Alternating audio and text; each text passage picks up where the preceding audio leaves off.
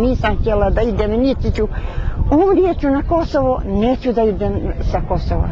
Pa kako mi, neka me zakolju, ako je došlo vrijeme, neka me zakolju, neću da napustim Kosovo. Tu sam se udala, tu umirem sa moju djecu i sa moje unučad.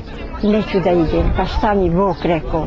Pomoć želim od svake strane, ako hoće ko, ako ne, hvala Bogu, Bog ne bili mi i vi. Ako, tako, molim vas, kao svoju djecu. Nije lako da se živi na ledinu, da niđe nisam pa kad se sjetim što sam imala moje imanje, moje vinograde, moje sve mi je sada džaba. A što uplašila se? S Bogom djeco, hvala vi do Boga. Bog i ovi turbe što smo došli danas da se veselimo. Kad sam ja 76 godina izašla na gore. Pa više onda to je molba i molba i preko molba.